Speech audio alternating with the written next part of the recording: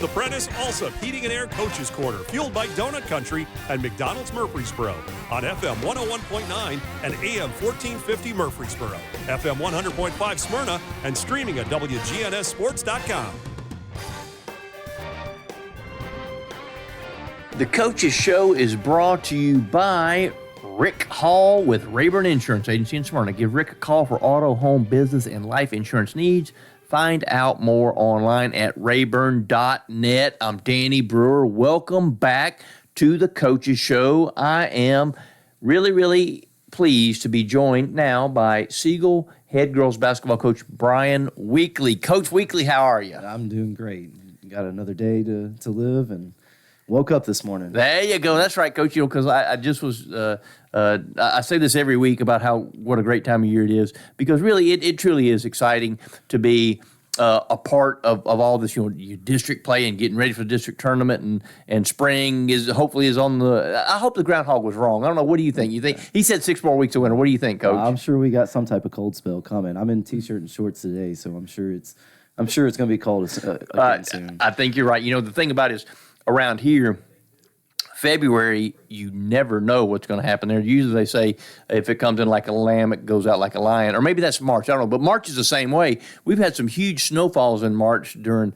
my many years around here. But, you don't know. I think you're right. I got shorts and T-shirt on, too. Right. So it's wishful thinking for me. So let's talk a little bit, Coach, about the week that was for you guys. What happened this week with Siegel girls basketball? This week we played Rockville last night, and then played Oakland on Tuesday. So those two games were just kind of, trying to get better and everything, and just working on us and little things like that. So if we rewind a little bit, the preceding week, because we only get to talk to you every other week kind of deal. Right. So let's talk about the preceding week. I think you guys had a nice win over Riverdale. Talk about that a little bit. Yeah, Riverdale was a big one for us. It was homecoming night, and the girls, they played really well. I was very pleased with how they played. The energy and effort level was great the entire time. I decided in practice that I was gonna, just see what I could do and try to change up some things defensively, and it seemed to work pretty well for us. And we got some big, key steals, late in the third and fourth quarter. It seemed like we would cut the lead to 2, and then all of a sudden we'd be back down 10 throughout the most of the game, and then around fourth quarter, somewhere about halfway through the fourth quarter. We got a steal down 1 and, made a huge difference, and a nice layup on the other side to put us up 1. And then just after that, it was just just about our defense and just making plays. And, the girls, they just played really well that night. Coach, your job, you mentioned that you kind of changed some things up. Of course, as a coach, you're always kind of almost a chemist. Right. You add a little bit of this element, you add a little bit of that element, and you hope that what turns out is a good product or something that you want, how you want to turn out, that is. So do you think that sometimes changing things up can be really good because it adds something and maybe creates new challenges for the girls? Yeah, I think changing it up definitely helps from a standpoint of they're still kids at the end of the day, and if you're in a classroom, doing the same thing over and over every single day, the kids in general are, they're eventually just going to be like, they don't really, not really caring anymore.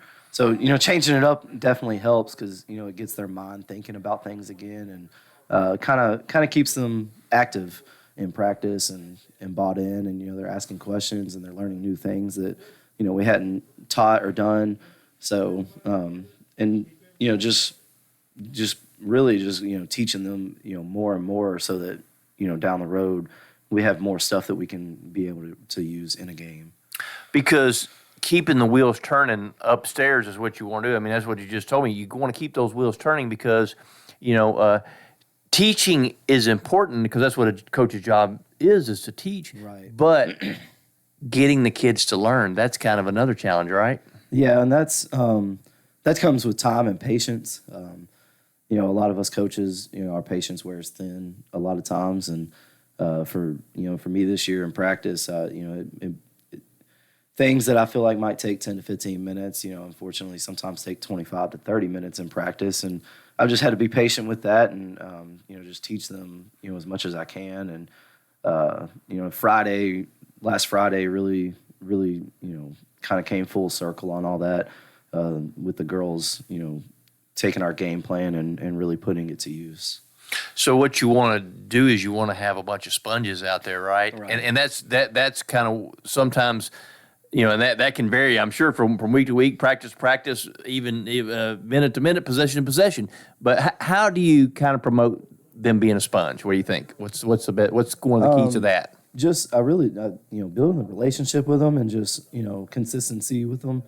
The girls are bought in. They listen. That's really the key factor to me is, I got the opportunity to teach and teach and teach, and they are they're great kids. I mean, that's first and foremost. The girls that we have on the team are every one of them are a great kid. We don't have issues throughout the school and things like that, and that makes a huge difference in being able to build a program and whatnot. Is you just have really good kids. So, but right, that's the building block. That's the foundation of it all, right? Because you have to have some clay to work with, and you feel like you've got some good clay. Yeah, definitely. And we're a young team. I only got 2 seniors that are playing. So next year I'll have everybody back, and so hopefully in this off season, in the spring and the summer, the girls can continue to get better and everything. And right now we're focused on these last couple games. We got senior night on Tuesday versus Warren County and Blackman and on Friday. So before we get into district play, so just enjoying the moments right now and trying to do everything we can to get better. So when we talk about getting better, fundamentals we know is obviously very important. Have you coached girls and boys basketball? Yes. You have, haven't you? Yeah. Okay. So do you think? I mean, fundamentals is important no matter what, I feel like. But do you think that fundamentals are more important maybe in the girls' game just because of the athletic abilities? Right. Yeah, definitely. You definitely got to hone in on that a little bit more on the girls' side. A lot of guys are, they grow up going outside more and, they have a basketball in their hand a lot more. And on the girls' side, it's just not as much. Of that. So, we spend 25 to 30 minutes every single practice working on, between ball handling, shooting, form shooting, little things like that, defensive positioning, lateral movement. We work on that every single day in practice, passing, just the little details that you don't realize you have to work on. And I definitely do think, you need to do it a little bit more on the girls' side than you do on the boys' side.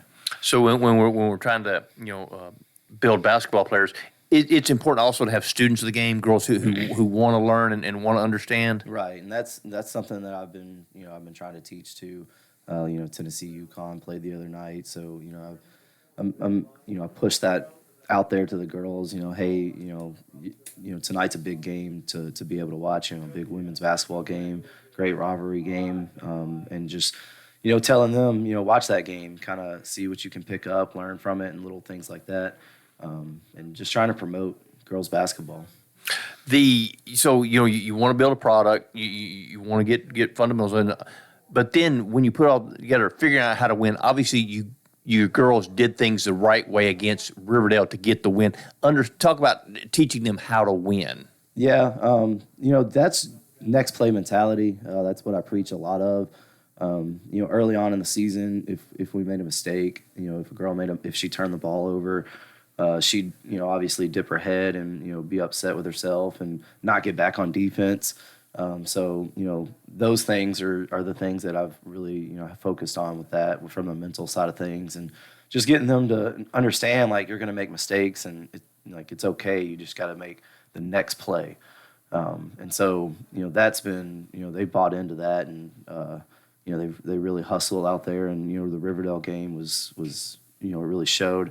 The other thing, Riverdale night, the crowd, we had a huge student section out there for, obviously coming for homecoming in the boys game and stuff. But, my assistant coach, she got the student section to stand up during the, fourth quarter of the girls game. And I think that, energized our girls and made a huge difference too.